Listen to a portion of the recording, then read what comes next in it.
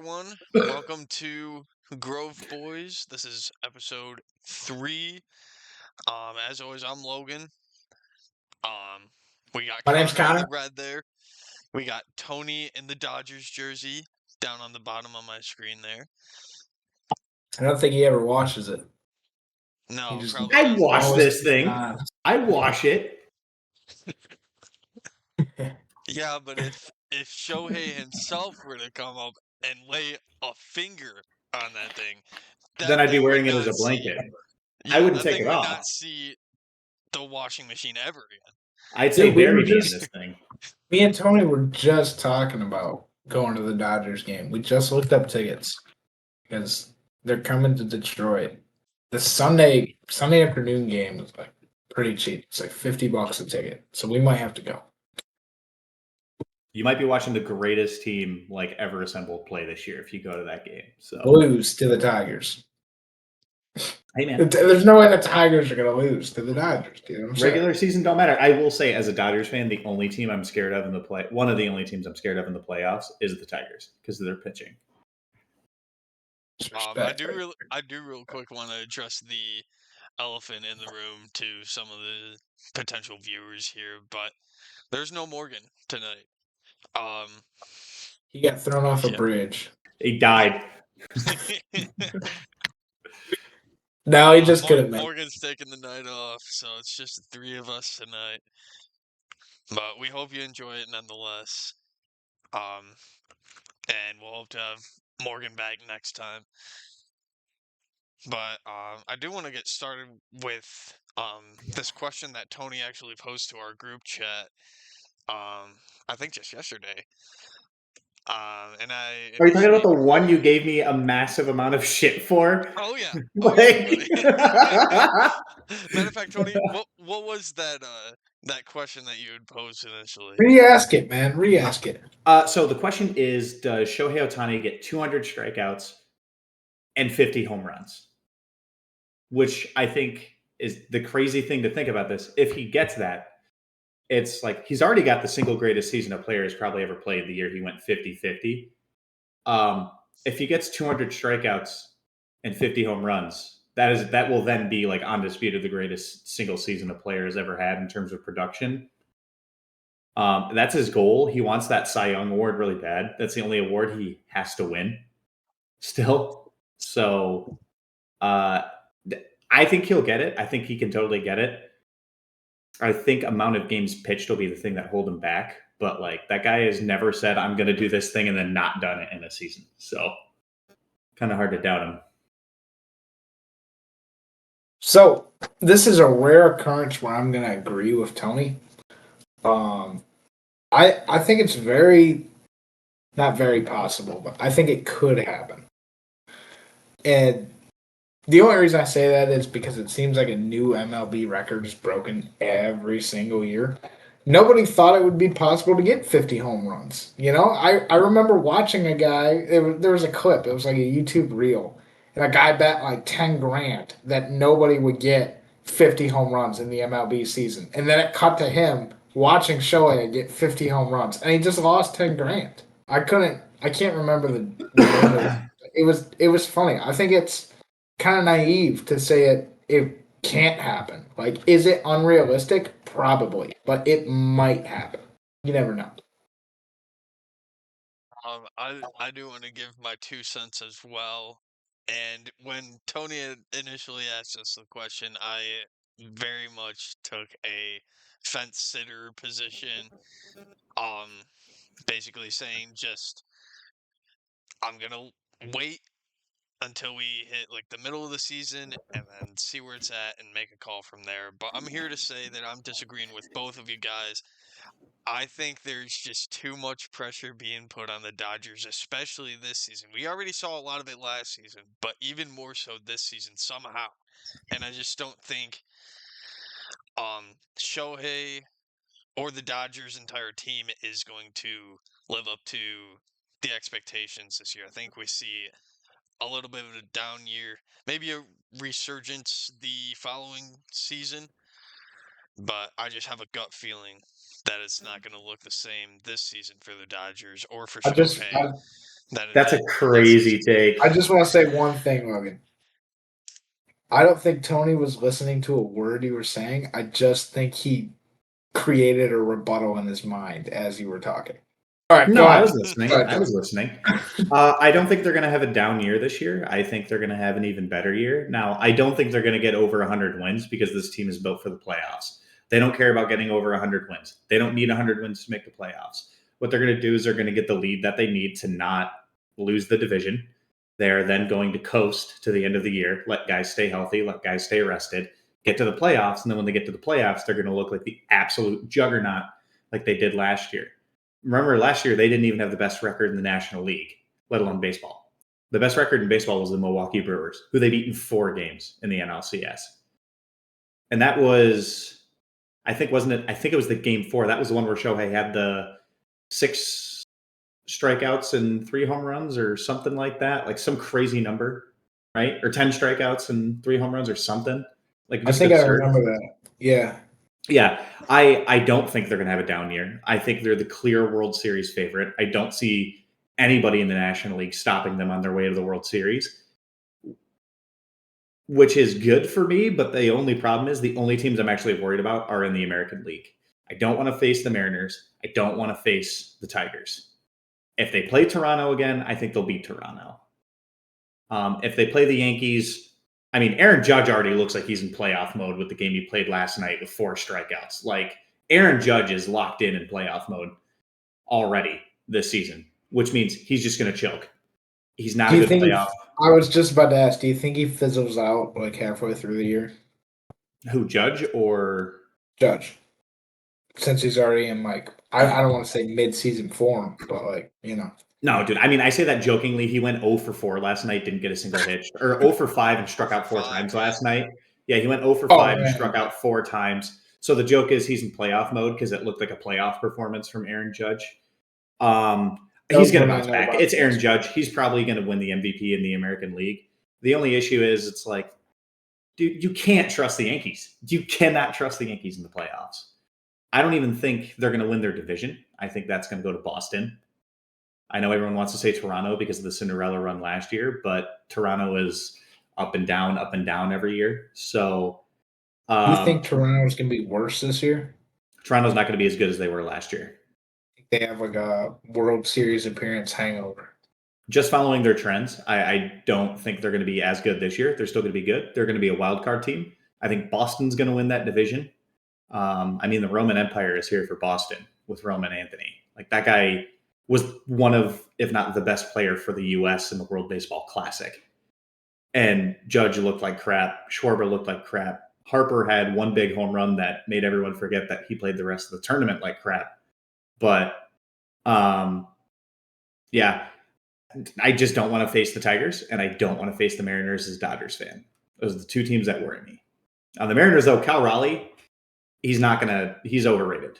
I'll say Can that. I ask why you don't want to face the Tigers? Like, what Pitching. scares you? Pitching. Okay, but who's gonna score, man? Like, the rookie looks good tonight, but like, I don't know. It's the first game. I got to see consistency from the Tigers. We're scoring a lot of runs. For those of you watching, this is recorded on. I'm gonna call it opening day for the Tigers. It's not. We're away. We're the away team right now. But I think, correct me if I'm wrong, we have 8 runs right now. I It's know the 8-2 right Padres. now. I know the Padres Uh, aren't a great team, but the bats are hot for Detroit. the Padres are not as good. The Padres, I don't think, are going to make the playoffs this year. They're not a good team. They lost Arise. They lost. Who else did they lose? Did they just lose Arise? Either way, I hate the Padres. Regardless, I hate the Padres. I mean, they have a ton of talent, but like they have just a ton of bad attitudes. So that's why Yeah. you get late in the year when things get tough, they get stupid. They're As kind of long the as anti. You guys are going to hate me for saying it. They're the anti-Dodger team. Like, they're loaded like a Dodgers team, but they don't have guy like it's all head cases on that team. Whereas like the Dodgers is like, it's kind of weird that they have can't believe I'm forgetting his name right now. But they have the one relief pitcher that like always reads from the Bible before he plays, and then you got Kike Hernandez who acts like a male stripper. Like, if you got a team that can get those guys to get along, like, That's got to be a great locker room to be in, man. Like, I'm not going to doubt that team when they have that much talent. And like, so yeah, the Tigers will score. Their pitching can hold teams to 2 or 3 runs, and from there they Unless can. Flaherty's on the mound. I keep hoping Flaherty can hit the ball because he can't pitch very well. Last year He's it gonna was, bounce back.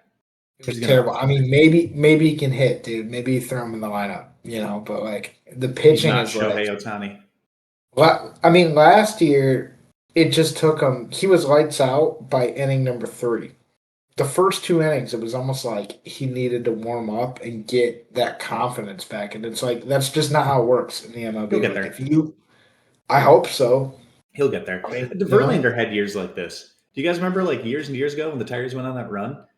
That hunt for the World Series from like 2010 to 2014. Verlander was like, I would say above average as a pitcher during certain years, and then the playoffs came in and he like locked in and was the best pitcher in the playoffs. Right. Besides maybe Tim Lincecum in those years, but he'll be fine. Then we lost to the Giants. Yep, Tim Lincecum, Madison Bumgarner swept 4-0. I remember Cabrera got struck out for the final out. It was 2012. He got struck out for the final out of that World Series, and that was the year he won the Triple Crown. Thanks for that, man. Thanks. I really Yeah. needed that memory. Yeah. Will you give me the stupid like Chicago Blackhawks beating the Red Wings Dude, all my the God. time? So you know Save what? it, dude. I have so many funny stories about the Red Wings right now, but we're talking about baseball. We'll say that for the Red Wings. Right. Dude. I do have a question to ask Tony before we move into hockey talks. But you were saying, Yeah. Tony, that um, the 2 teams in the AL that scare you the most as a Dodgers fan when it comes to the playoffs would be the Tigers or the Mariners, and you really don't want to see Mhm. the Dodgers facing either of those teams for the World Series. What situation, or I guess what do you think would have to happen for neither of those teams to win the ALCS? Well, let's see. 7 teams make the playoffs, right? So let me look at divisions real quick, and I'll give you who I think is going to make it to the playoffs for each division. I think American League. I think Red Sox. The AL East. You're probably going to have the Red Sox, and then you're probably going to have the Yankees. I don't think the Blue Jays will make it. Actually, Tampa Bay is not going to make it. You don't think the Blue Jays make it? You think they go from World Series appearance to not making the playoffs? This team is too much like up and down, good year, bad year, good year, bad year. Like they're too inconsistent year to year. So something's going to happen. And Vlad Guerrero, all respect to that guy, incredible player. I love watching him play. He's one of the guys I love on that Toronto team. He's too inconsistent year to year sometimes. So, and they lost Bo Bichette. And they replaced him with Okamoto, which is great, but like Okamoto's still a rookie. He's not going to be Bo Bichette. So I say Red Sox, Yankees, no Blue Jays, no Rays. I think the Orioles, if they get in, they'll be the wild card. They'll be another wild card for sure. They're a team to look out for. American League Central, Tigers. Tigers, maybe the Royals get a wild card, but them too. So that's what, 4? 5 with the Orioles. And then Mariners and Rangers. I think that's who you got. And I think your first place in the American League is going to be the Tigers. And so. at that point, I need the Red Sox or like someone to take out the Rangers, maybe. I just don't see the Tigers and the Mariners not being in the ALCS unless they have to play each other first. But I don't see either one of them not making it. But I think those are your clear top 2 in the American League. The Yankees, I will not put them there till they prove otherwise because you can't trust them. And then your National League, you're probably going to have the Mets, the Phillies. I'm going to say the Reds, the Cubs, the Dodgers, the Diamondbacks, and then the Pirates. Those are probably your playoff Diamondbacks teams. are that good, huh? I think the Diamondbacks are good enough to sneak in. I feel like they're irrelevant every year. But They went to the I World don't know Series in baseball.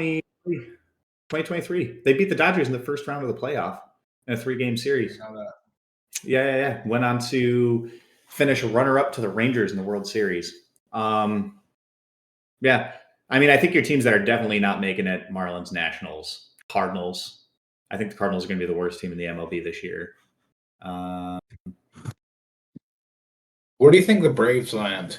The only reason I say that is because I got Atlanta fans in the family that used to live in Georgia. They don't live there anymore, but they're diehard Braves fans.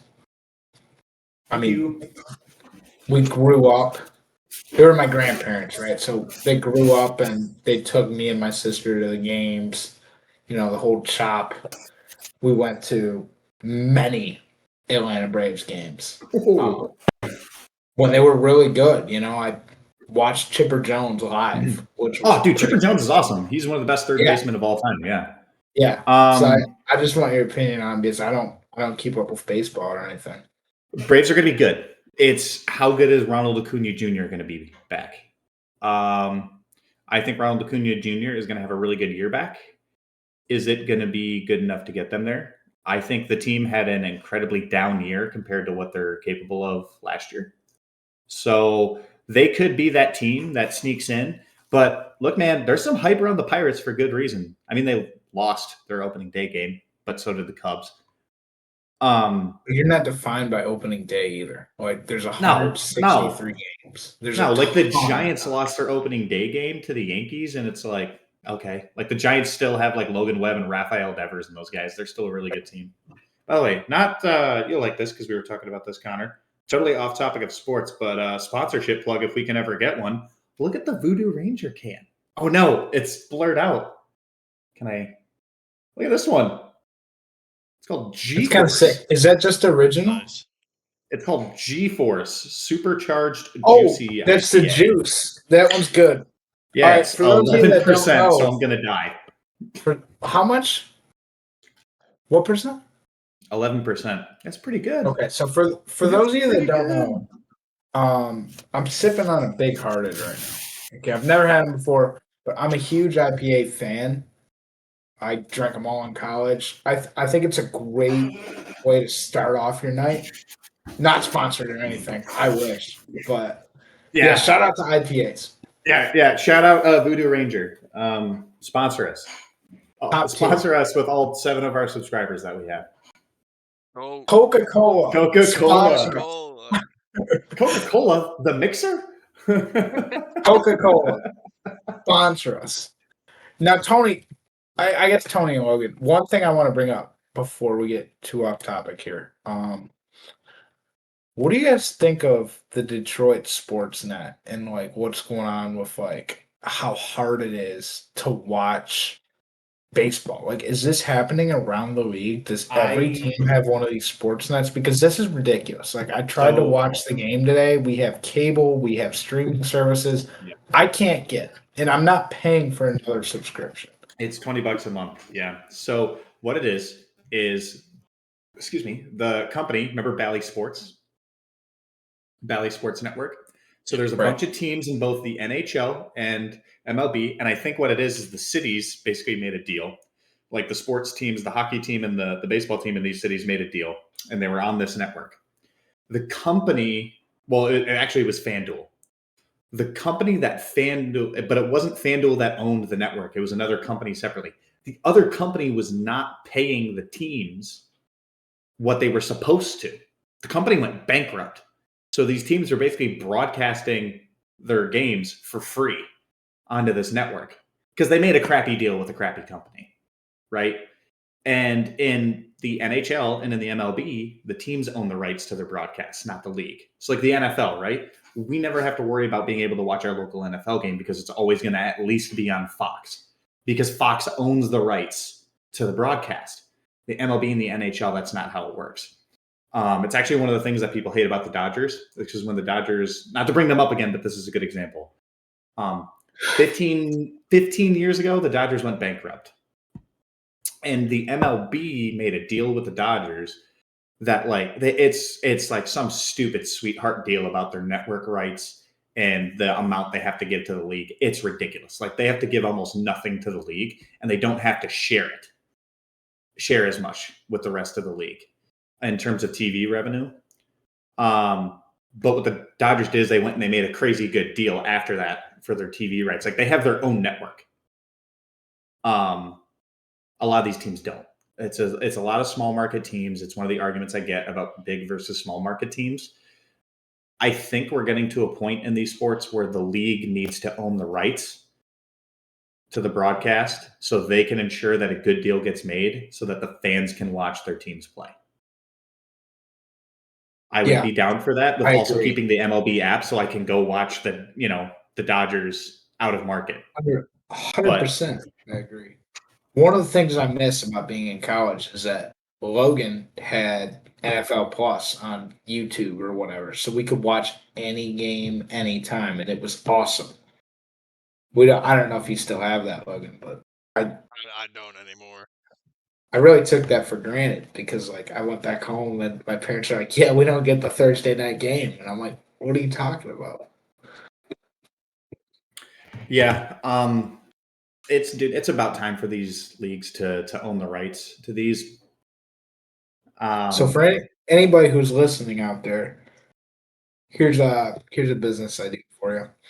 If you could pick and choose what channels you want from cable, I would pay for that subscription. If I could pick the 6 or 7 channels that I watch and you charge me like a monthly fee based on the channels that I picked, I would pay for it, hands down.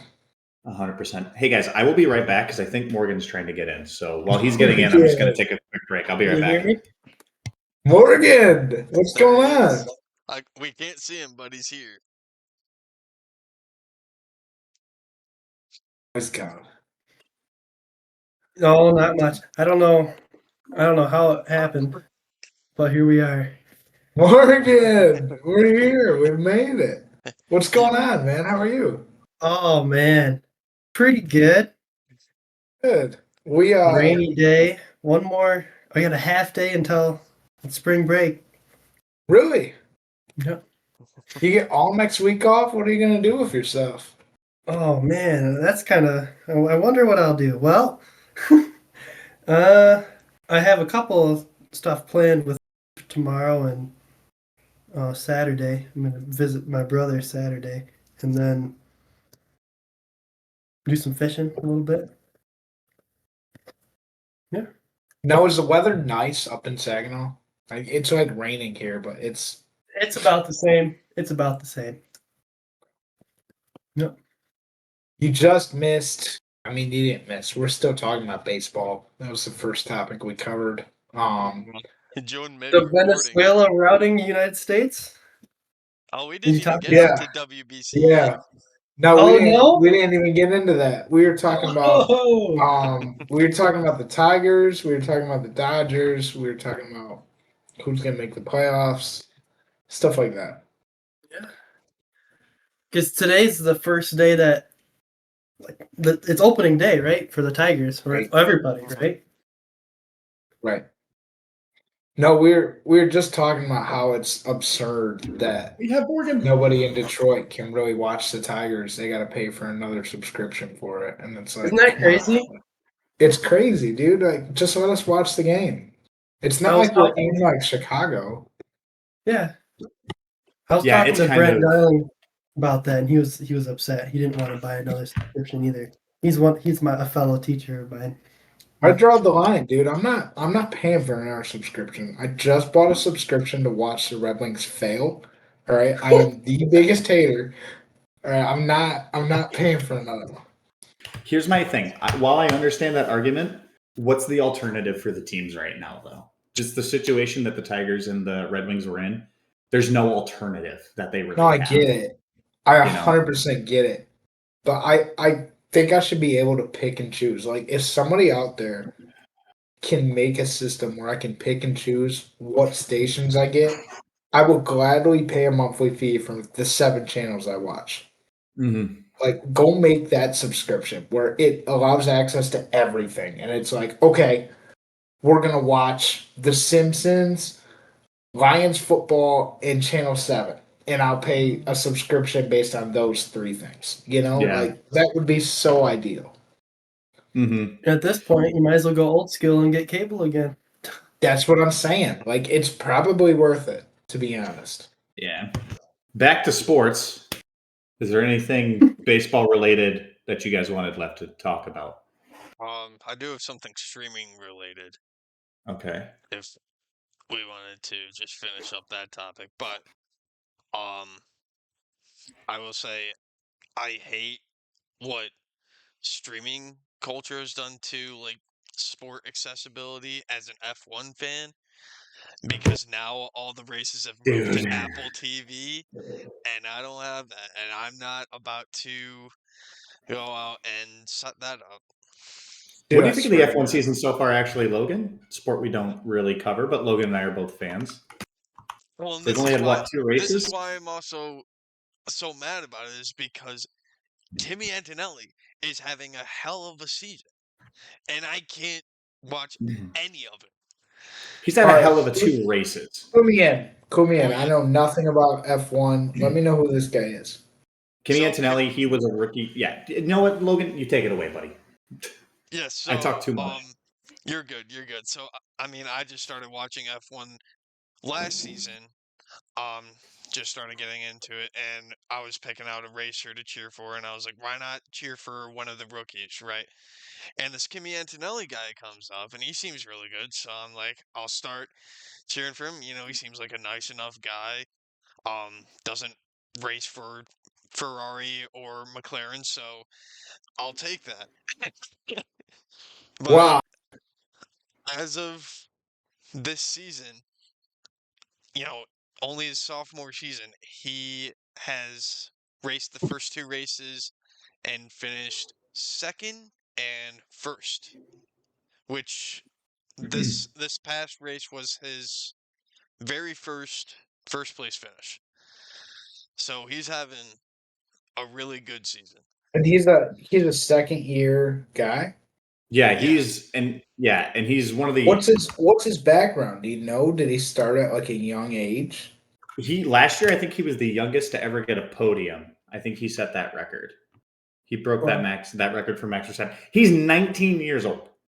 He's Oh my 19 God. What years the old. hell what are we doing, fellas? Oh, right? I will say So how this fast F1 do those season, cars get?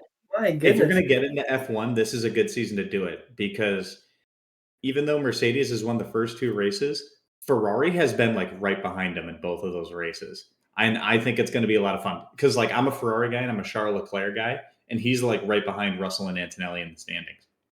Well, not only Leclerc, but Hamilton finally seems to be getting the hang of the Ferrari car. Yeah. Oh, and also Oliver Behrman from Haas. Like, he's out of nowhere. He's in 5th place in the first 2 races. Like, Mhm. what? Like, huh? Haas never has a good drive. And then his teammate is all the way down in 16th with no points. Ocon has no points. Morgan, do You you know. know anything about F1? No, I don't even know how fast these cars are. They go over I'm like so 200 miles an far hour. I'm so They go- far out of this conversation. Like, They go around turns at like 150 miles an hour. It's kind of crazy. Wow. But yeah, if you're going to get an Yep. F1, here's the year to do it. I think Well, what Ferrari's sucks? going to do it. What Leclerc's going to sucks? finally pull it out, but What sucks about this season, though, is that after this next race, I believe it's Japan. Correct me if I'm wrong, but after this next race, we have to wait over a month for the next race, because they've now canceled. It was Saudi Arabia, and I believe the other one was Bahrain. yeah. why did they Well, I'm cancel? not going to lie. When you start blowing up elementary schools in a country down there, that's kind of the reaction you're going to get. So, Yeah. like, not like I'm not going to talk about politics on here, but like, are bad as Americans. Like, Jesus. All right, on a lighter note, um, On a lighter note, aside from elementary schools are getting we obliterated, I'm gonna transition into hockey here. Yeah, I'm gonna take Go for control it. here. All right. So I was talking to my dad, right? Because he's a diehard Red Wings fan. He grew up as a Red Wings fan. Watched Steve Yzerman just completely dominate in the '90s, right? And it's hard for him to watch. Like he didn't want to pay for FanDuel so he can watch the game. So obviously I paid for it, right? Because I am not going to miss this. This is it, dude. There's like 12 games left. I know the Red Wings are gonna fumble it. And it was hilarious to watch them just choke the other night against the Southerners. I did see a video the other day. It was a guy. He was like, "There's no way this is happening again." Like with the Red Wings. This is actually ridiculous. A week ago from today, the Red Wings had a 78% chance to make the playoffs. Does anybody have a guess what their percentage is right now? Like, there's still a chance, obviously. 42.4. I'm gonna say That's right. It's below 30. Wait, is that actually it? It's 42.4. Yeah, that's according 100% to Money Puck. correct. It's 42. Not just that I would have expected. Wow.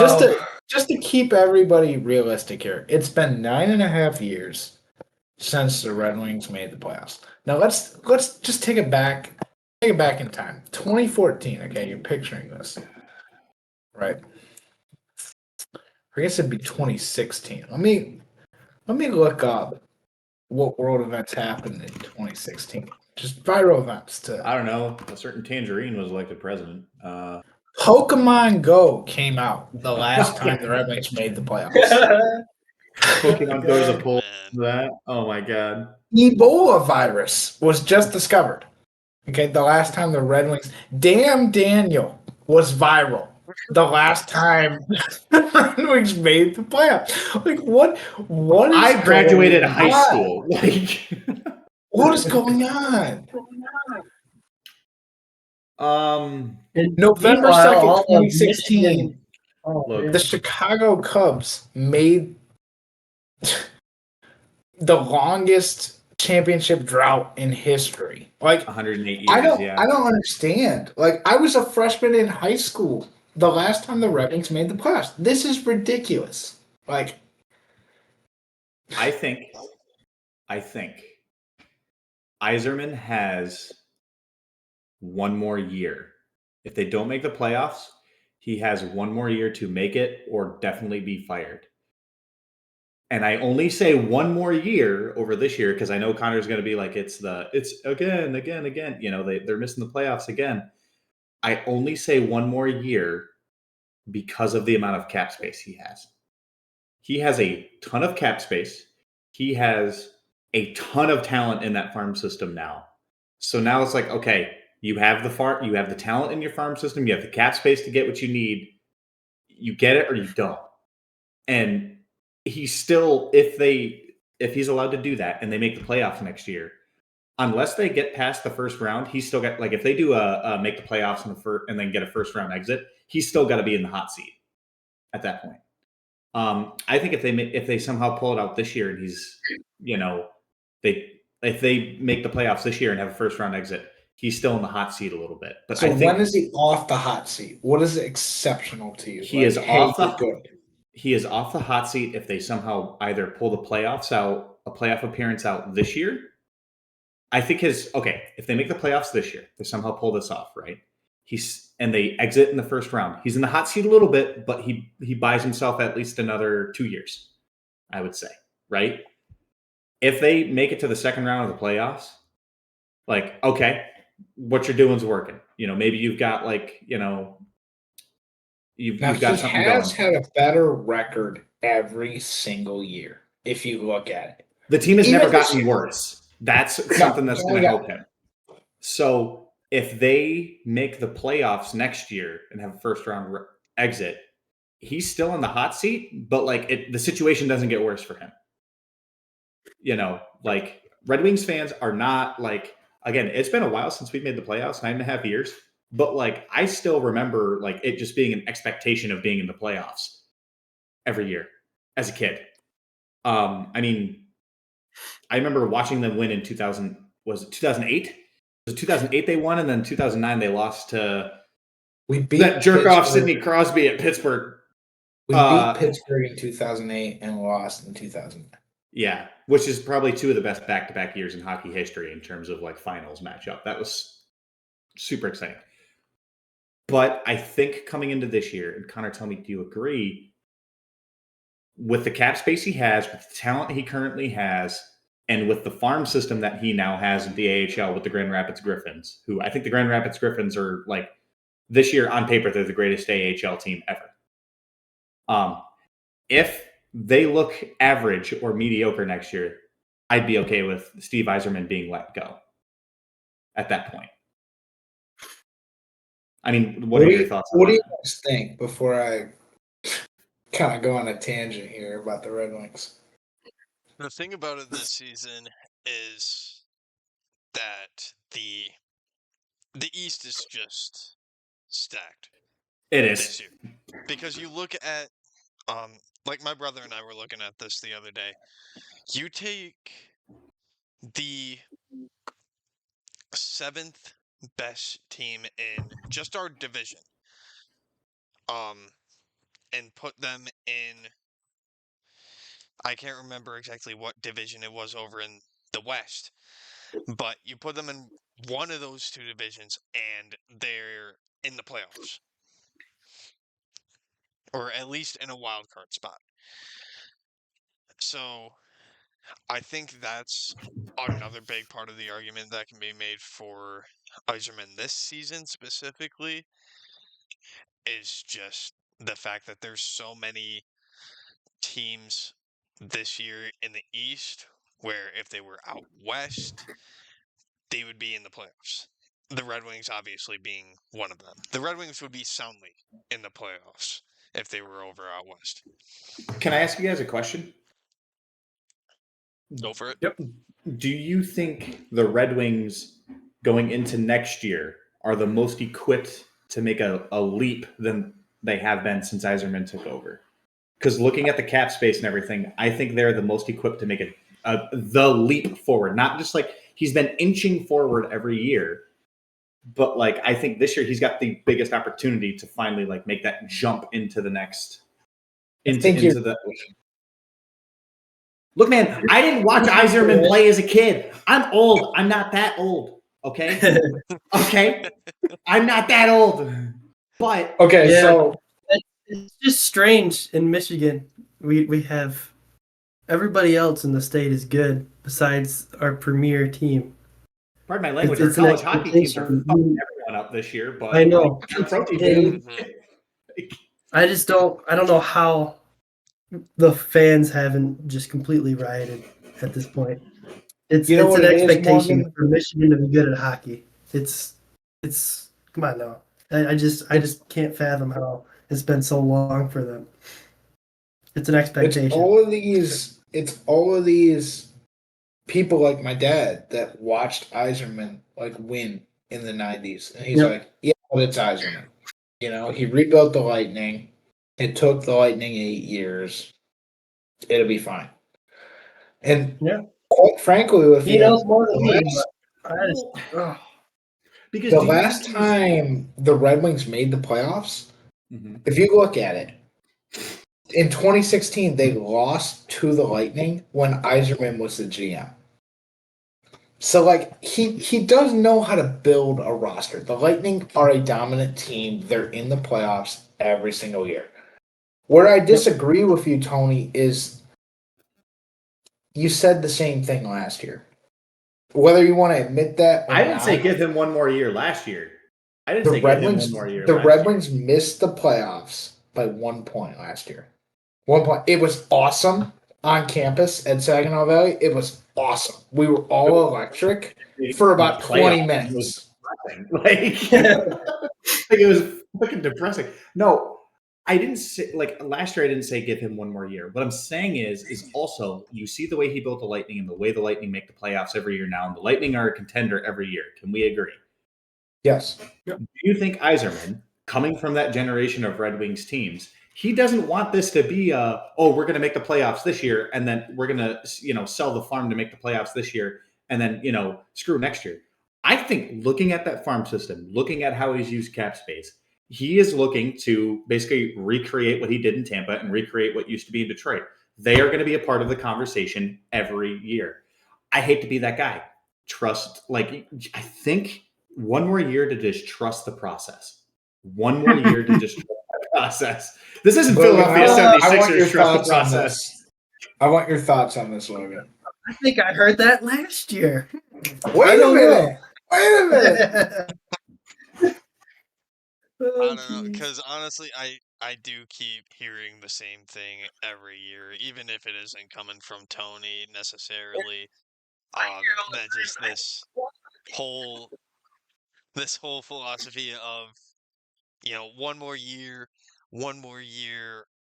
and Iserman will figure it out, right? Like season after season, and I mean, it's getting to the point where how many one more years do we have to give them? But am I allowed to I argue, understand where really Tony's argue? coming from. I really do, because It's this season Iserman, is dude. this season is a He's the bit problem. it's a very different scenario this season. But I mean, it's just so hard to I keep heard following with this whole Eicher plan, as we like to call it. Iser plan. I've heard on the radio, okay, them say good teams go through injury and still make the playoffs. Now, if you look at the Senators, I was watching the game the other night. 5 of their starting defensemen. Okay, usually teams only run 6 defensemen, anyways, but 5 of them were injured. And what happened? They went out there and found a way to win the game. If anybody gets injured on Detroit, it's like they just spontaneously combust and the team just doesn't play the same. Everything has to work in Detroit. And it's like you have to have this Cinderella perfect story where everybody's good. And I hate it. Like the Senators deserve to be in the playoffs. Columbus is super injured right now. Guess what? They've won 4 in a row. They're in a playoff spot. Like that's just what good teams do. The Red Wings are 3-5-2 in their last 10. Like this is prime time. This is where they should be winning games. Can I ask you a question? I think Morgan's got something to say, but then you can't. Say something, Morgan. Yeah. Okay. I don't want to rain on the parade of, destroying the poor Red Wings. But in better news, the Tigers just won. Hey, yeah, 8-2 final. Tarek Skubal gets the win with a 0-0 ERA so far. It just happened. I thought I'd put that in there. So hey, we can at least. We needed that. I'm a Dodgers fan, but you guys always crap on me like I'm not a Tigers fan. I'm a Tigers fan still. You're wearing a Dodgers jersey. The Tigers are my second favorite team. I grew up watching them too, because guess what? I was poor and could only keep up with the post-game stats on the Dodgers. I had to watch the Tigers on TV. Come talk to me when you have both an Ohtani and a Skubal jersey. I won't get a Skubal jersey. I won't. Exactly. I'm sure you were following along, but I had to say that. He's gonna get a Skubal jersey. He's gonna get a Skubal jersey when he signs with LA next year. Let's be real. Come on. No. So that would can I ask you a question about the Red Wings? Yes. 2 questions actually. Please do you think, because I think all great teams have a setback. Almost all great teams have some sort of setback. And looking at this year, everyone said this year, it was expected the Red Wings were going to make the playoffs. Not only were they going to make the playoffs. Hold on, let me finish. Not only were they going to make the playoffs, but they were going to be one of the top teams in the division, right? Let me finish. So do you think the players got a little lax and just were it's expected now? We're just going to take that next step forward. Do you think this step back, if they miss the playoffs a little bit, is going to put for lack of a better phrase, a fire under their ass a little bit to make the playoffs? Because they look now, if you watched them play against the Senators, it was the fights at the end of the game. It was guys that were just pissed because they were we blew it. I don't like that fighting right now, but I think that fighting isn't something that's just going to go away in their minds, and that's going to carry into the offseason. And then two, if Iserman is given one more year, do you think that that's still okay and justifiable with the direction the team has been going? So to answer your question, I think the expectation was to make the playoffs this year. Iserman went out and signed a defenseman at the trade deadline. They didn't sell. They traded for Perron, and they signed the defenseman. I'm blanking on the name. If anybody knows the name, shout it out. God, what was his name? I don't know. Doesn't matter. He hasn't been impactful. Iserman, Justin 2 Paul. years ago. Yes. Thank you. He was impactful for like one game. 2 years ago and last year, Iserman got to the press box and said, "We're not there yet. If we trade for a big name player, we're going to get kicked out in the first round." This year was different. This year was, we're on the edge. This is going to push us over the edge. We're going to make a difference, and it's going to make us in the playoffs. We're going to make a run. This is the first year in a while Red Wings fans were excited because we did not sell at the trade deadline. It hasn't worked. So what do, right? You sold at the trade deadline. You bought these players. If they make the playoffs, I'm going to be 100% real. You're not beating Buffalo in the first round. If the playoffs started today and you guys made the playoffs, you're not beating Buffalo in the first round. What did Buffalo do? Because they were the worst team in the league last year.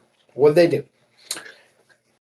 They went out and they turned everything around. They hired a new coach. The new coach has got them fired up, and they're 9-1 in their last 10. All right, they're a hot team. I don't think Iserman deserves another year. Okay, if he doesn't make the playoffs this year, I think this is it, and I think he knows that. I think that's why he went out and bought these players at the trade deadline. I'm a Chicago fan, so I'm a non-biased person looking into the Red Wings organization. The Red Wings are good enough to be mid every single year. Yes, they're in the playoff conversation, but even if they make the playoffs, they're gonna lose in the first round. Okay, that's just how it is. I don't think Iserman deserves another year. I think they will give him another year. I don't think the Iser plan is going to work. Patrick Kane's not getting any younger, and Dylan Larkin's going to turn 30 next year. You got to think about that. 30 years old, okay? Sidney Crosby's playing until he's 40, 45, 50. But, is Larkin going to play till he's 45, 50? Be honest. He's not, dude. This is... Dylan Larkin is going to be wasted on the Red Wings. I think there's a solid chance a new GM and a new coach comes in after Iserman is done. Probably not this year, but next year, he'll probably run the ship. You'll probably miss the playoffs. And in 2 years, you'll probably have a whole new coaching staff, whole new GM, whole new everything. And Dylan Larkin will get traded to a contender, and you guys will be in the rebuild stage. You're good enough to be mid every single year. At least Chicago knows they suck, and they trade away everybody for picks. Okay, we have a great pipeline, but the Red Wings, dude, well, Red Wings have a great pipeline right now too. Guys. I feel bad for you guys. I only think one more year, because this is the year he has the most potential to actually turn the team into something. That's my only argument. I'm not saying they have to keep him. I'm not saying they wouldn't be justified in letting him go. I'm saying. Sorry, what were you going to ask? Who was he drafted? Who was he drafted? Yes. Simon Edvinsson, Lucas Raymond, Mo Seider, Kosa, who's in the pipeline as a goalie, who's supposed to be a next level guy. Okay. I know there's other guys, but I haven't kept up with it. But so we'll say 5, 6. We'll say 6 guys. How many of those 6 guys are generational? 2? Seider. Cider's the biggest example, right? I mean, like, can we agree that Cider's one of the best defensemen in the NHL? I just feel like Eisman was so close. Mo Seider is one of the best defensemen in the NHL. He was so close, dude. You guys should have made a big trade last year. Okay, you have DeBrincat, you have Raymond, you have Seider, you have Justin Falk now. You guys should have signed like Steven Stamkos, and you would have been there. Who is going into free agency this year? I just think the ship has sailed, man. I'm gonna be honest. Well, I don't know about that. I will say, like, again, like, if he doesn't do anything this offseason, or if he like goes into like their meeting for like next year and they're like, all right, what's the plan for the offseason? And he goes, we're not there yet. Like, we need to hold off. Then, like, fire him, get him out, because you have a ton of capital, you have a ton of everything ready. You know, their 5-on-5, I will admit, does suck. If they had an average 5-on-5, they'd be a playoff team easy right now. To go back to Logan's point, though, I don't want to rant too much about the Red Wings on here. I don't want to take too much time. The Red Wings are 13th in the league right now. So if they were in the other divisions, like 16 teams make the playoffs, they would be in the playoffs. They're not a bad team. They just find a way to lose It's like they're the modern day Lions, dude. I don't understand how. You think that helps Eiserman's case, though, that they're like in the toughest division to play in? Like, okay, so Tony, riddle me this. If you were in a job for 7 years, this is for all of you guys. If you were in a job for 7 years and you did not perform for 7 years, do you think you'd be fired? No, but those are two different total like things, though. Like, he can't just think about like this year. He's got to think about like the next 2 to 3 years. You know, Eiserman was hired April 19th of 2019. We're talking before COVID was a thing. Yeah, I know. He's been at the Red Wings for my entire college career. But and you're telling him one more year. Okay, let's move on from hockey, because I feel like we're just reiterating the same points over and over. I understand what you're saying, though. Yeah, I see both sides of the argument. I just happen to be on one compared to the other, and I feel like you're the same way. As far as my Chicago Blackhawks go, we suck ass. We traded everybody at the deadline. We're terrible. Yep. I wish you guys would have got Michael Misa, but, you know. No, we suck. We're terrible. If we are moving on from hockey, I would like to give just some brief thoughts on how the Pistons are doing right now, because big news has come up. Cade almost died. Yeah, very bad news since the last time we recorded. Cade, suffering that punctured lung. Not punctured, collapsed. Collapsed, right. I couldn't remember the exact Dude, punctured lung, he might have actually died. Right. Oh my god. Yeah, collapsed lung. But the Pistons have looked good, even with him being out. I think it's been 3 games that they've played since he was ruled out with an injury. They've won 2 of them. And then this last one, just last night, against one of the hottest teams in the NBA. I mean, they were saying on the broadcast the Hawks have been, I believe the exact number was 14-2 since the All-Star break.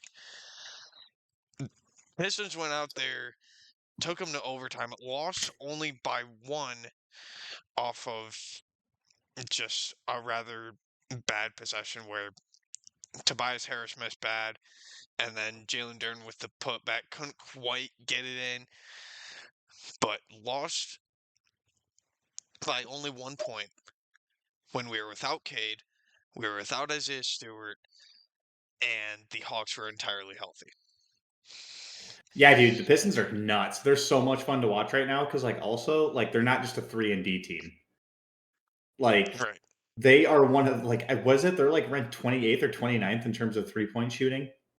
Like it's pretty much Duncan Robinson, maybe a couple shots from Cade and Tobias. That's it.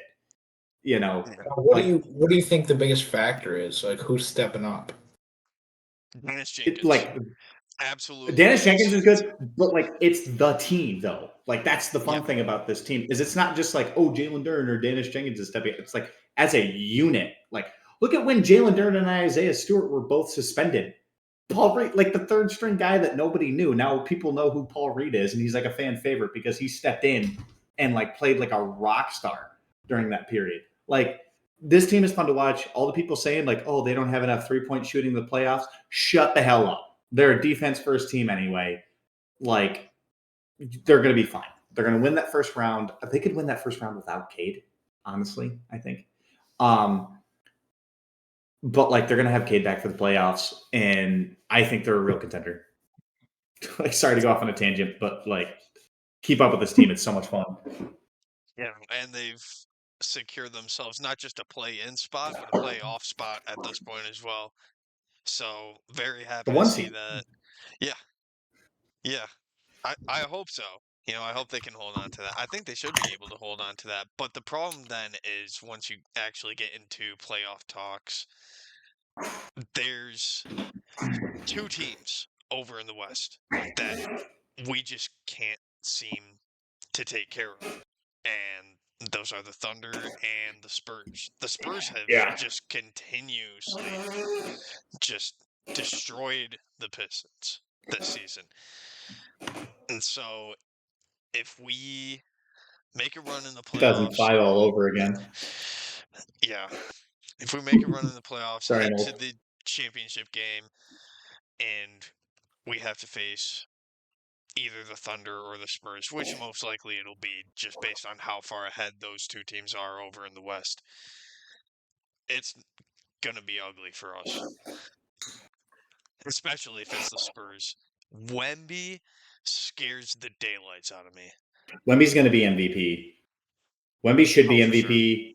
Sure. Jokic, Cade, and the foul merchant, SGA, have all missed. I think that by that point, they're all going to have missed too many games. I mean, at that point, it's a clear Wemby is the MVP. Yeah. I don't want to play the Spurs. The Thunder, the Pistons have beat though. Actually, like they've like competed with the Thunder when they've played them. The Lakers are surging up. I think the Lakers super overrated. Nuggets super overrated. I'm hoping the Thunder Spurs get upset on the way because then I think the Pistons actually have a solid path. Pistons though, the Knicks don't scare me because the Knicks are a bunch of bitches. The Celtics scare me with Jason Tatum getting back because he's not playing good right now. He's going to get his mojo back though, and that's going to be a problem. Like, the Cavs don't really scare me. Like, the Cavs are a novelty to me. Like, it's like, ooh, James Harden late in his career turning into an assist guy, with Donovan Mitchell. But like, I'm not. They're good, but I'm not scared of them in the playoffs. Who's like the dark horse team? Like came out of nowhere that's really hot right now that nobody wants to play. The Hawks. I'd say. The Hawks, the Pistons, like those are probably your 2 teams that people are like, I just don't want to play them. They're both tough. Like they kind of beat the shit out of you while they play you. Like, yeah. Yeah. And I mean, the Hawks, the thing with the Hawks is that they probably, I honestly don't think are going to be serious title contenders this season. But that is such a young team that years down the line, I could see them as long as they keep this core together of Jalen Johnson, Dyson Daniels, who else? I mean, Zachary Rice-Shea hasn't even looked all that bad compared to how he was looking to start off. I think if you can keep that core rotation of guys for years to come, the Hawks have the potential to form a dynasty. Yeah, they've won 9 of the last 10 games. I think there could be A major contender. Who? Yeah. The Hawks. We're just saying Yep. how years down the line we could see them being They're strong peaking at the They right traded time. Trey Young and got better. That's kind of funny. They sent him Yeah. off to NBA hell, otherwise known as the Washington Wizards, and got better. Like, Yeah, they're Didn't peaking at Kid the right get time. didn't Kid get injured playing the Wizards? Yes. Yep. yeah, I think that's the worst part. those bastards. It was in a throwaway game, you know. It's not a throwaway game. No game's a throwaway game right now in the East. Just like the Thunder and Spurs can't throw away any games because they're competing with each other. But yeah, I don't know, dude. Like the NBA right now, it's kind of boring because it's the same case it's been all year. Like, yep, everyone's kind of in the same position they were 3 months ago. Like NCAA though, Michigan State final. Yeah, how are you guys brackets looking? Oh, my bracket sucks. I don't even want to get into that. Who do you But guys have winning? I have a road to victory here on my ESPN app. Okay, I have a 3% chance to win. So I'll pull it up. I'll tell you my road to Okay. victory. I Okay. have Duke in my main bracket. And I have my final four are still intact right now, which is nice. Yeah, I was My gonna final say, four, my two final of them four are is still looking good. my final four. Two of them are gone, but my two teams in the finals are still there. So That's good. Yeah, I had Florida, which is not good at all. Mm. All right, so I have a 3.2% chance of winning my family bracket. Here's what's gonna go wrong. Okay. UConn cannot make the Elite Eight. Oh boy. You gotta get bounced. Okay. dude, I'm rooting for MSU. Houston cannot win it all. Okay. And Michigan cannot reach the Natty game. Okay. If all that happens, I'll win the family bracket. But again, that's a 3% chance. That's all very realistic. But all of it happening, probably not going to happen. I mean, you're kind of relying on MSU to win a Sweet 16 game, which is like, I don't know. Go Spartans, man. Come on. Izzo's 16-9 in the Sweet 16. He has a winning record. You never know. Izzo might have a heart attack and die on court, We've Like, been Yeah, you saying never that know. for how long now, though? Just remember, he ain't nobody's little brother. Like, fucking God. I love Tom Izzo too, Iron Mountain legend, by the way. But God, I thought that was kind of cringe when he was like, I ain't nobody's damn little brother. Like, dude, just He ignore gets it. Just into ignore it. You're classier than that. Izzo's great, dude. He's I love one of Tom the best Izzo. coaches of all time. Well, I'm a Michigan it's fan, and actually I a love Tom rivalry now. Izzo. It's fun. Well, because like what I think you're seeing right now with Michigan and Michigan State is I think you're seeing the guy who's going to be Michigan's Tom Izzo right now coaching against Tom Izzo at Michigan Yeah, State. he'll get Like, poached by North Carolina. What are you talking about? no, he'll be coached by Tar Heels next year. I heard a little bit about that. I don't know if I believe that. I bet you he will. He's gonna follow the money, just like what all his players are doing. It's what everybody does, right? No. Everyone He's besides not Izzo. gonna leave. He's not going to leave because he's going to be like, I think I'm going to leave, and Michigan's going to be like, can they pay you more than we do? And then he's going to be like, no, they fucking can't. And then he's going to stay. But it's the ACC. It's North Carolina. I think they'd pay him. It's North Carolina. Carolina's what have they done since NIL has happened? Dude, do you know who went to North Carolina? Scott Sterling. Come on, dude. Oh my God, Scott Sterling. Come on. Oh my God. College soccer and thought he was volleyball BYU. legend. College wasn't legend. it BYU? Maybe they were playing. Maybe they were playing. Yeah. He was beating those losers. It was like the battle of North Carolina. All right. BYU isn't even in North Carolina, Connor. You know that, right? Dude, I don't know. That's what they say in the video, all right? The soccer video, they say the battle for North Carolina. I'm almost positive. Connor, do you know where BYU is? You can rewatch the video, dude. All right. No. Answer my question. promise. Answer my question. No, I have no idea. I'm gonna be honest. I have no idea what Utah. VA. It's in Utah with all the Mormons. Oh, It's named after like the guy who took over. I think Brigham took Young. over the Mormon church after Joseph Smith was shot and killed. Yeah. Yeah, a little history fact. Get to use my degree. oh man, God, son of a bitch. This is our most off the rails one yet. So what other sport did we not talk about yet? Football. Football. Anybody got any news about football? yeah, the Raiders are screwed over the whole Max Crosby thing. But like other than that, Isn't that funny? Oh, Oh my other than god. that, Max, not really, dude. man. Like, He's trying to play it off like Raider for life. Hell yeah! Like he cannot be happy going back to the Raiders. Like let's be honest. Raider for life. Whoa. He already bought all the Yeah. purple stuff. Like come on, he can't return that. I will say I'm gonna look, man. I'm gonna do it only because I didn't get to do it earlier when we talked about it. But the game starts in an hour and 15 minutes. But I'm just gonna play a soundbite from the GOAT of announcing. It's time for Dodger baseball. You guys can all kiss my ass. You guys can all kiss my ass. My team is gonna win the World Series.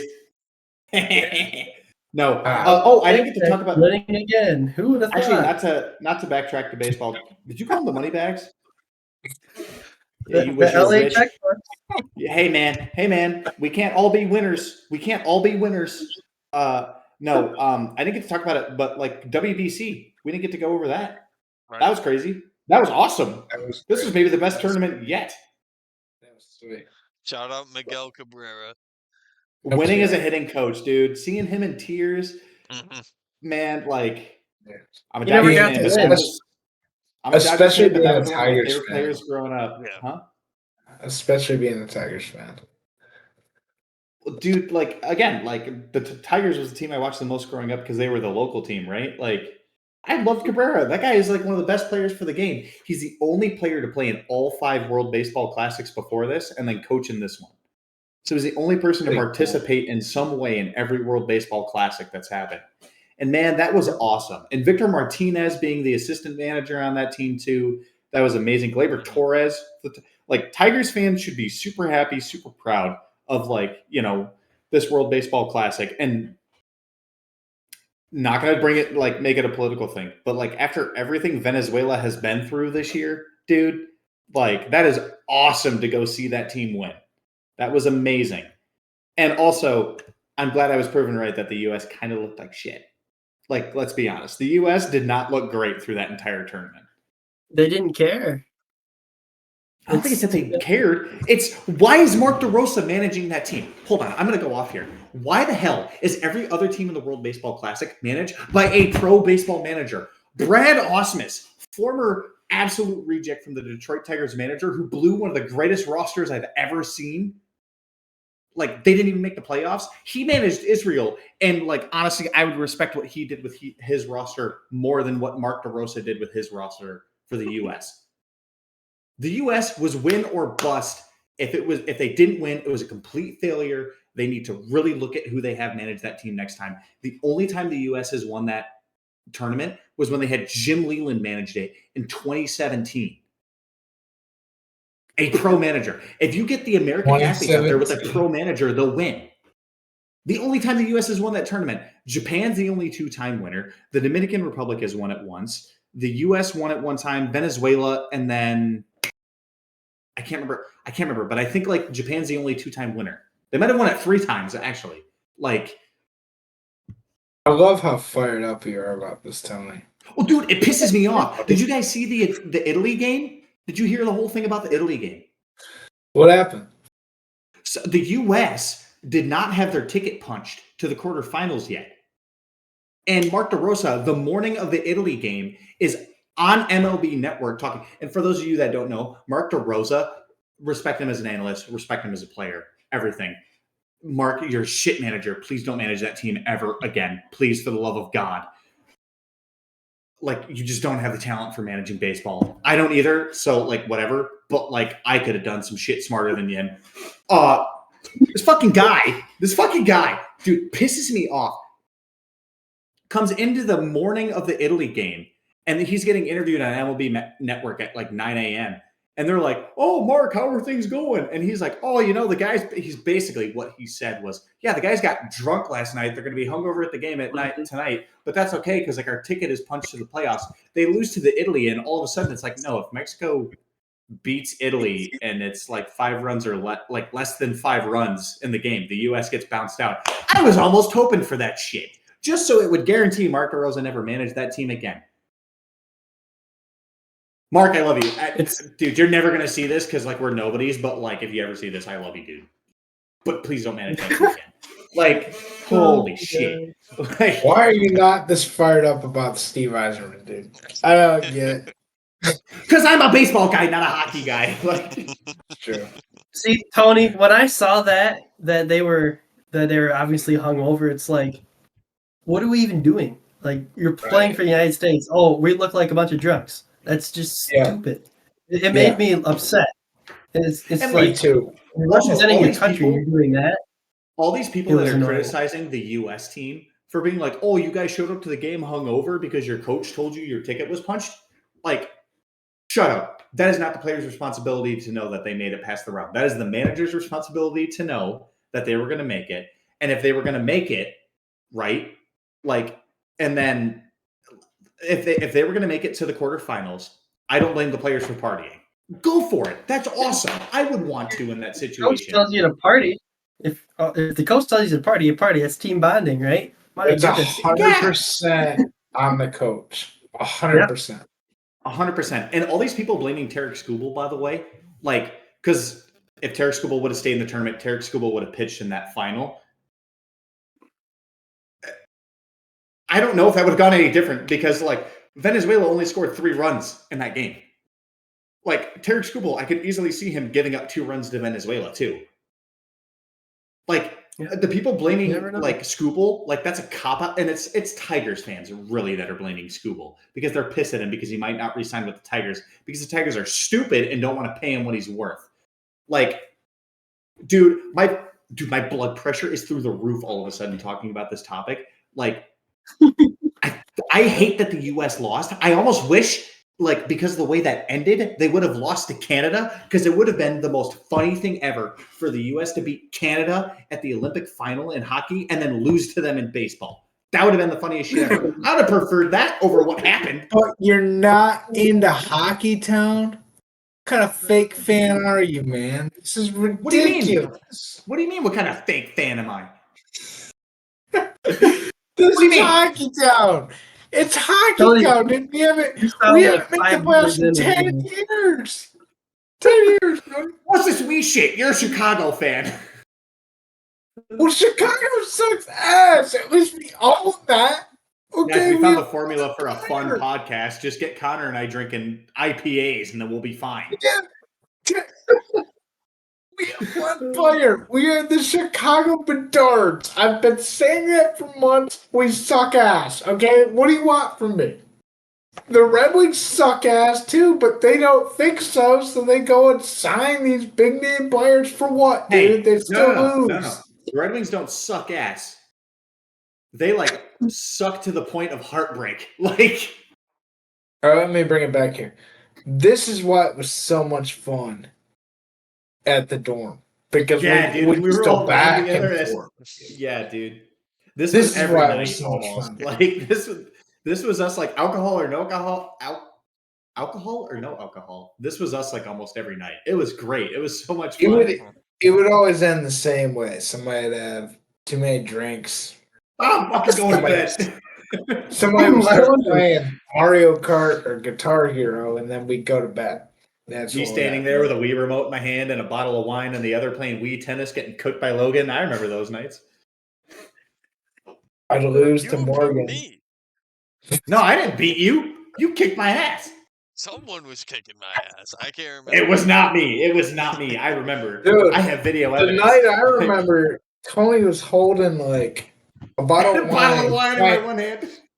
he was playing as like some me Popeye or something, and he'd be like delayed by 2 seconds. Like Logan would hit the ball and it'd be already out of bounds, and he'd swing the remote. Like, what are you doing, man?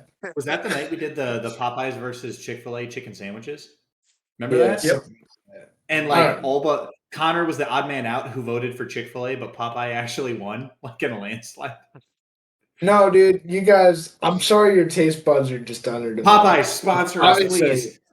Obviously, that's what happened. We're just racking up the my God. sponsors this episode. Yeah, 100%. Morgan, I couldn't help but notice you had a Coke Zero in the background. Is that true? Yeah, it's the same one I had the first episode. It's the cherry float one. Oh, so you were feeling weak. Before you joined the podcast, Logan had a Coke, and we were like, "Please sponsor us." Is the cherry float flavor pretty good or what? Like, I stocked it today at Target, but I've Really never good. tried. I enjoy it. I probably shouldn't drink it, but I do anyways, because it's not good for you. But we have it at the house. Nothing is, dude. Something's gonna kill you, you know? Oh my gosh. All Well, right. tonight's the day. I think the do- podcast went from being a for everybody to only for adults type of podcast. Yeah. I do want to reel it back in. This will be the lost as episode. as we wrap it up a bit here, just kind of getting into our players of the week. If y'all have one in mind, I have one in mind. I can start it off, but Darius Acuff from Arkansas has been playing real good basketball in this tournament, and I know they've only played 13 seed Hawaii and then 12 seed High Point, but in those two games, that first one, Acuff he went 9 for 19, 24 points, and then the next game against High Point, he scored 36, went 11 for 22, shot three from, I can't speak, 3 for 6 from the 3-point line. And I think he's, really proven himself to be NBA worthy. Like, he definitely is getting drafted top 5 in next year's draft. And I think he has the most potential out of any candidate, any prospect in this upcoming draft to be something in the NBA, if for no other reason than he's been coached by John Calipari, who is well known for coaching a lot of NBA stars. Oh yeah, no, 100% agree. Connor, who's your player of the week? Is it athlete of the week? Yeah, athlete of the week. Yeah, I'm gonna say athlete of the week. I got Victor Wembanyama here. San Antonio Spurs. He averaged 26 points and 10.5 rebounds per game last week. He led the team to a perfect 4-0 record. Without him, he wouldn't. If he wasn't in the lineup, they wouldn't have a 4-0 record. And he just dominated. He played both sides of the ball. So, like, not only on offense did he perform well, but he's also there on the defense every single night. And I just think he deserves more credit than he's getting. Obviously, he's a big name player, but like MVP. Yeah, I mean, the defensive side of the ball gets overlooked though. Like that's a big part of his game, and I don't think it gets talked about enough. Pretty easy when you're as tall as he is.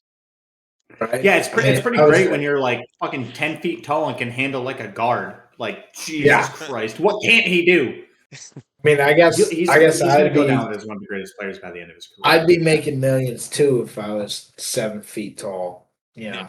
He's taller than 7 feet, dude. Yeah, 7'6", whatever, man. I'm like average height. All right, don't ask. I'm average. 7'4".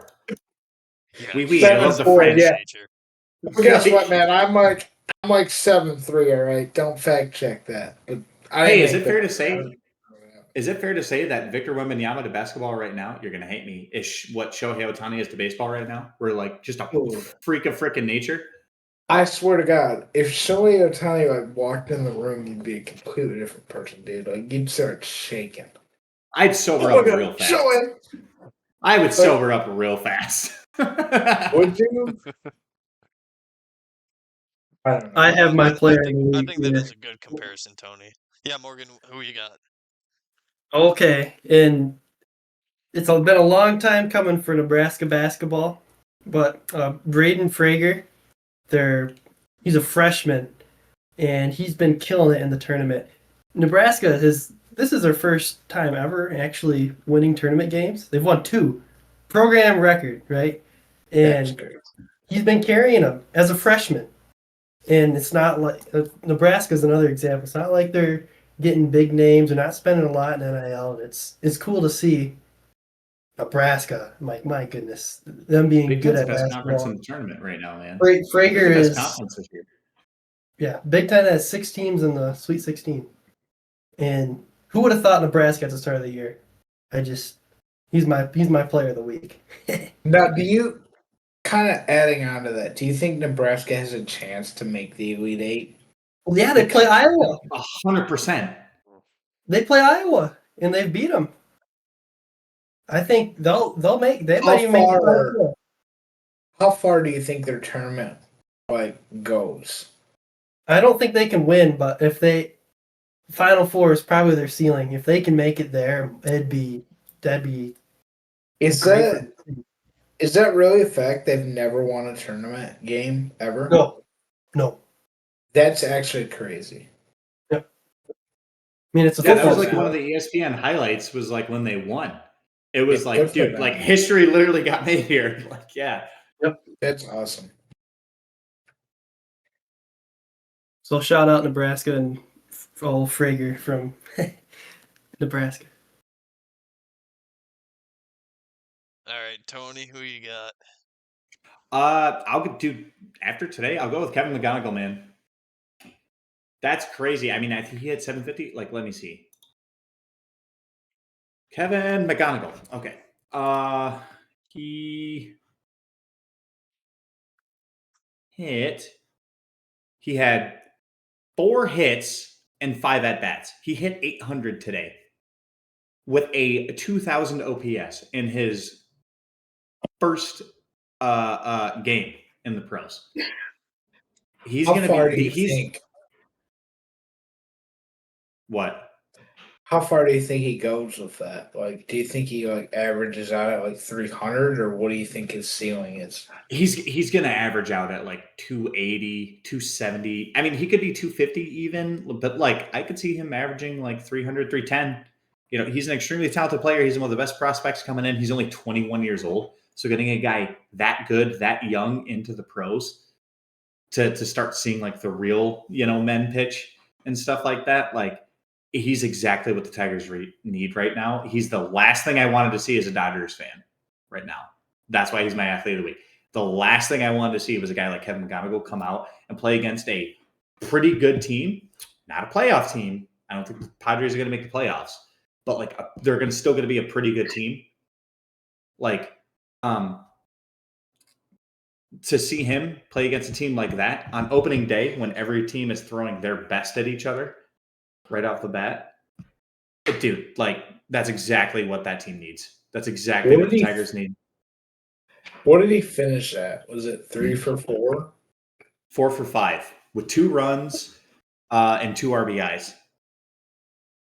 So he is opening day 1 as the front runner probably for Rookie of the Year. Will he get there? I don't know, because you have Okamoto with the Blue Jays, and it's kind of like Japanese players play pro over in Japan and then they come over to the US for the MLB, and then they're still considered rookies. But dude, Kevin McGonigal, player of the week, athlete of the week. He's amazing. It's going to be fun. I only say that because the Dodgers haven't played yet, so Shohei hasn't taken the field yet, but no, I say that jokingly. It's kind of I say that jokingly again. It's getting to the point that Shohei stuff is getting like, yep, he did that. Cool. I don't care. Like he did the thing. Yeah, dude. Kevin McGonigal, crazy. I'm excited for the MLB season with this guy. For Tigers fans, I think that's great.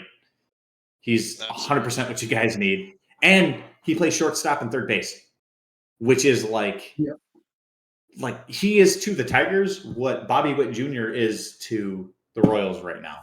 He is an incredible defender that can also hit the ball.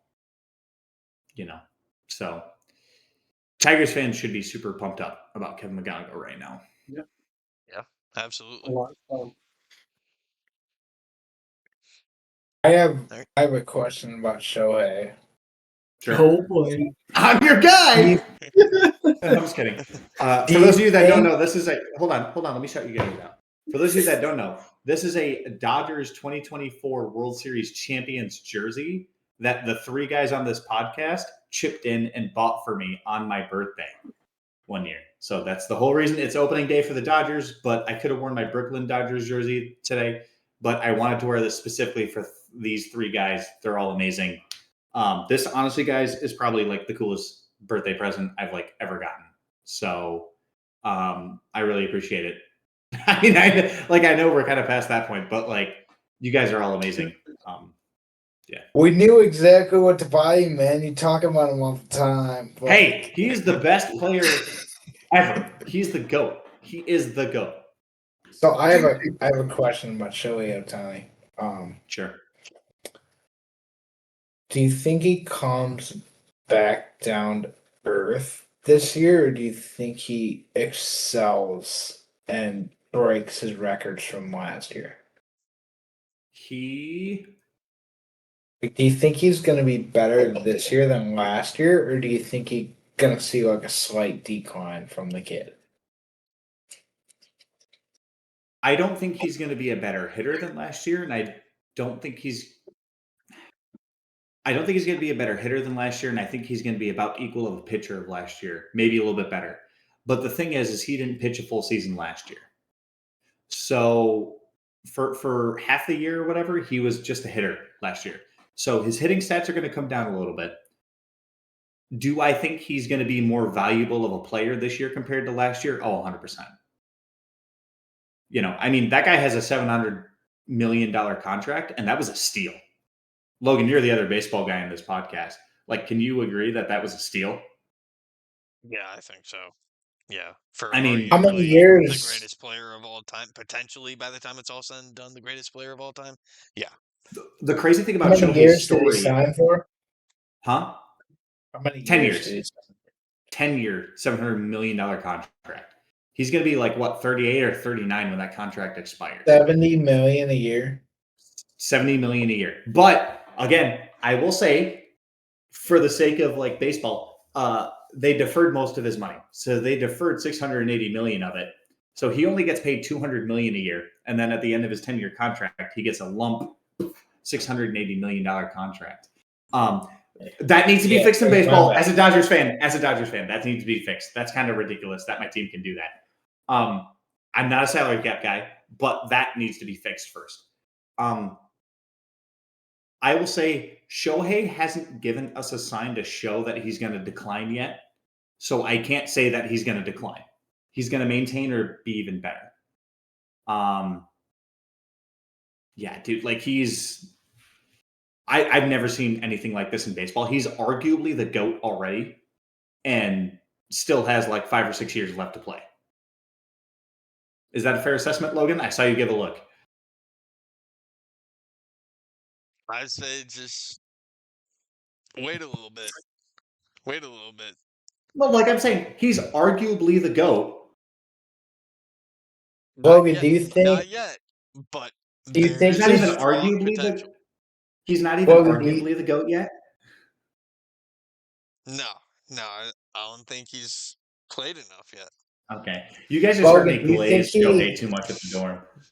Logan, do you think he steadily declines over the next couple years, or like where do you see his like future? Dude, I don't know. I don't he's such a see unicorn. any reason why he should decline. he's such a unicorn. Like, I don't know when that's going to happen. Like with Barry Bonds. Like, Barry Bonds was still one of the best players in the league before people didn't sign him because he had the juice. Yeah. Also, not to go off again.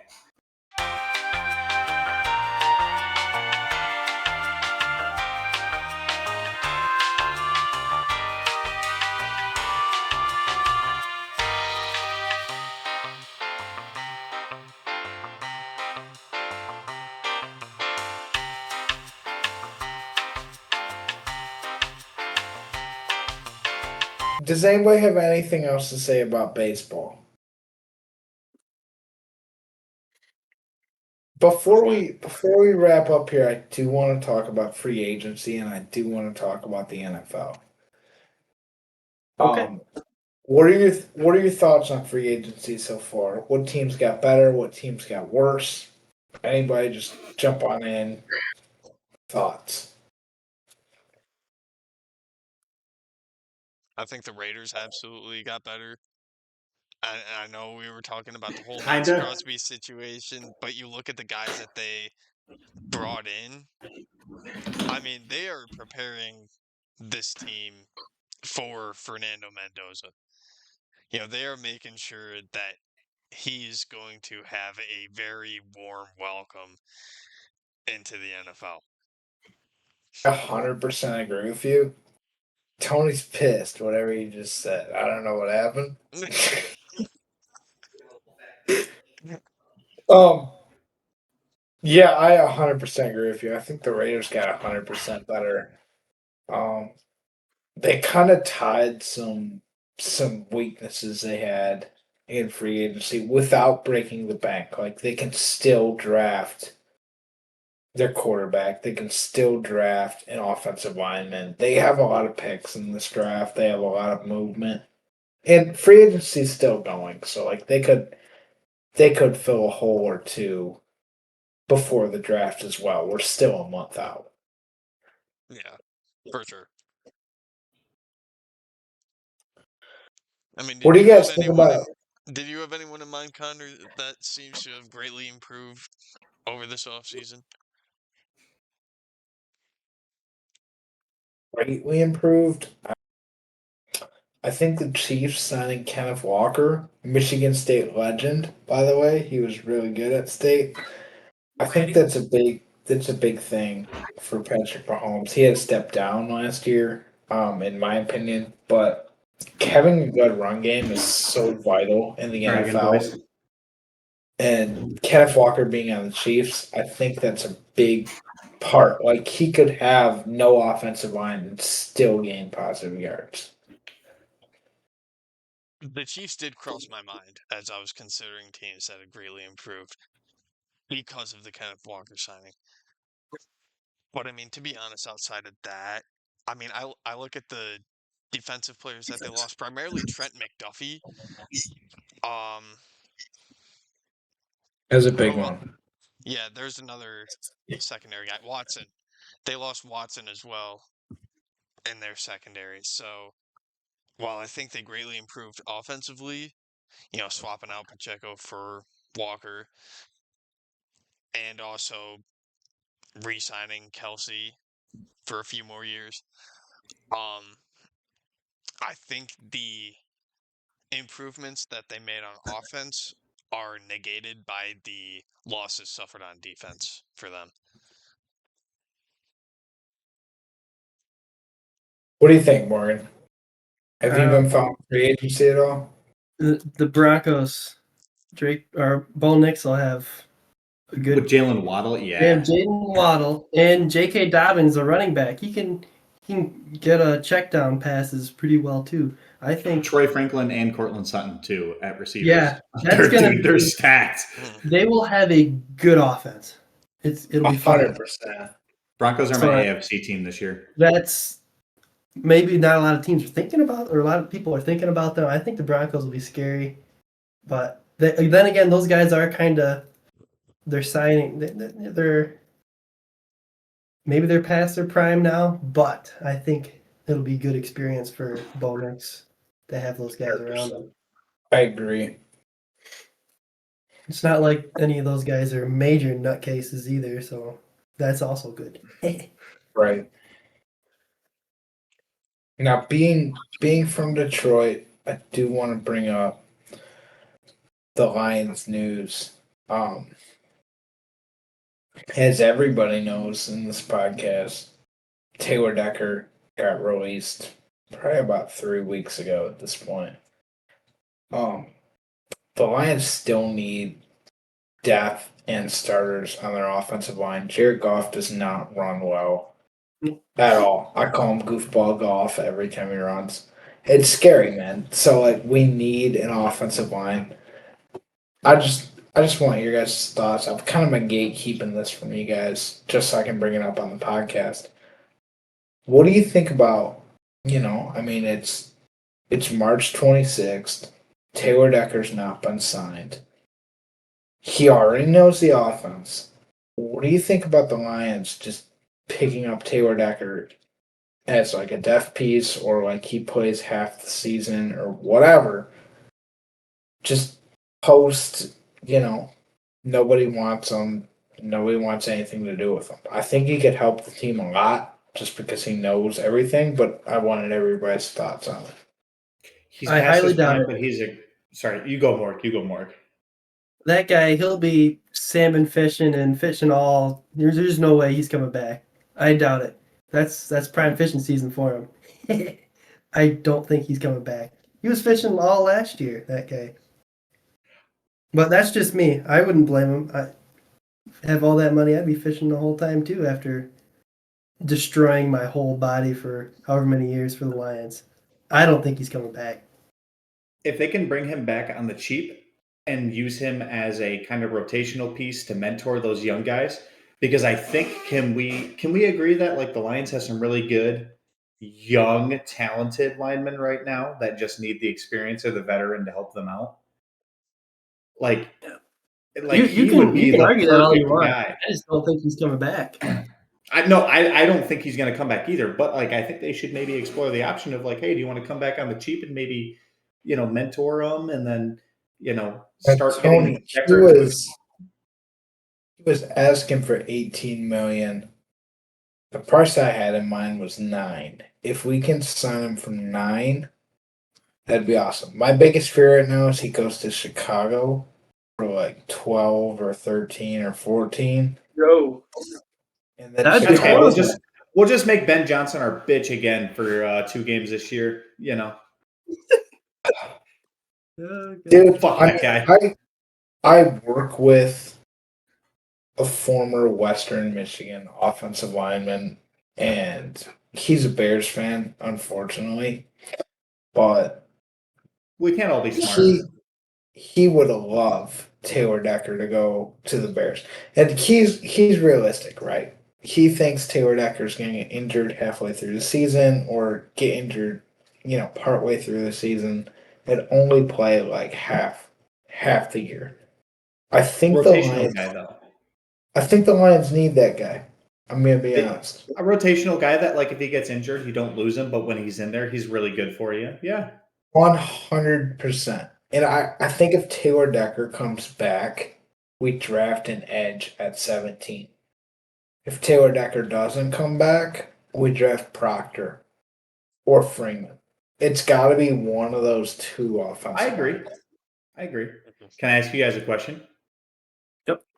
As Saginaw Valley grads, do we like how Trevor Nowaski has done as like a rotational linebacker in that lineup? Mm-hmm. Yeah. Non-biased, the one thing he has going for him is that he plays on special teams. He's an Dan animal on Campbell? special teams, apparently, too. Like, he's like the guy. Dan Campbell and Brett Holmes love just pivotal guys. They can throw in on special teams and defense on third down. So he's got that going for him. For those of If you, he- again, finish what you were saying. If he can play special teams and defense, sign him. Gotcha. For those of you that don't know, again, we all went to Saginaw Valley State and were roommates at the college together. D2 college in Saginaw, Michigan. Go Cards. Trevor Nowaski played for – yeah, beats up. Trevor Nowaski went to Saginaw Valley, and we all got to watch him play live. Great guy. He actually just came back to Saginaw Valley for an admissions event to talk to students and stuff like that. Super nice guy, by the way, guys. Incredible dude. I only hope the best for him in his career. But yeah, that's why we kind of have to ask about Nowaski. He's probably a guy that'll come up every now and then on the podcast for sure. Him, maybe Nick Whiteside, if Nick Whiteside can make anything of himself. Yeah, I did want to give a quick shout out to Nick Whiteside amidst all the Trevor Nowaski talk, because he is the Go only Nick Whiteside. SVSU guy who has played for the Lions recently. He was a big part of the Legion of Whom back when we had that going, back when all of our secondary guys were out. Yeah, It was just guys he was like the best guy Whiteside. on that group. He was Yeah, the best guy on that group. He saved that game a couple times. we had Whiteside, Shout we out. had Arthur Mollett, Eric Hallett, Tom Harper. I mean, but yeah, Nick Shout Whiteside out. was a big part of that. Let me see. I'm going to fact check this before I say this, but shout out to Nick Whiteside. He did sign with the Lions. I'm just fact checking this right now. He did sign with the Lions for the 2026 season, so he is going to be. He is going to be a rotational piece. Do you guys know he did sign. do you guys know the highest round an SVSU player has been drafted in ever? Saginaw Valley State University player. Connor saying third round. You think the highest is third round? Morgan? I'm gonna say sixth round. Believe it or not, Saginaw Valley State University has had a guy drafted in the first round, Lamar King. Total draft bust, but the guy was drafted in the first round. What? Sir, Yeah, I've never heard of the guy. He was a defensive end drafted in 1999 by the Seahawks. Lamar King. Yeah, shout out Lamar King. The best, actually, when you think about it, the best player probably ever in the NFL from Saginaw Valley State University has been Trevor Nowaski. So far, already, he's probably the best one ever. If you're counting coaching career, Matt LaFleur. Sack Sam Darnold in a huge down. That's the only. Yeah. That was the game after Hutch got hurt. Yeah, that was the game after Hutch got hurt. He sacked Sam Darnold to end the game. Yeah, he ended the game on that sack. Yep. Okay, so I have a bet with somebody at work. Okay, I'm gonna just throw this out there. I have a bet that Caleb Downs falls out of the first round. It's not looking good right now. I couldn't All tell right, you. Caleb Downs is a freak of nature. He's out of Ohio State. He's a safety. I don't know if you guys are following the draft at all, but he did really well at the combine. I made the bet about a month ago. It looks like I'm going to lose $25. The only reason I bet it is because safeties aren't drafted that high. I just wanted your guys' thoughts on it. Do you think he's going to drop? Do you think he's going to get drafted first round? What are the thoughts? He's not falling out of the first round. I mean, as Michigan fans, he's a menace. And I mean, I speak for me, Connor, and Tony here, not so much Morgan, but Morgan's seen Michigan football as well. We've seen Michigan go up against OSU, and along with that, Caleb Downs. Caleb Downs is a real deal, right? And people also said Okuda was the real deal, and then look what happened to The Detroit. only reason he was giving his own teammates concussions. Only reason I made the bet was because back in March, Brian Branch was projected top 5.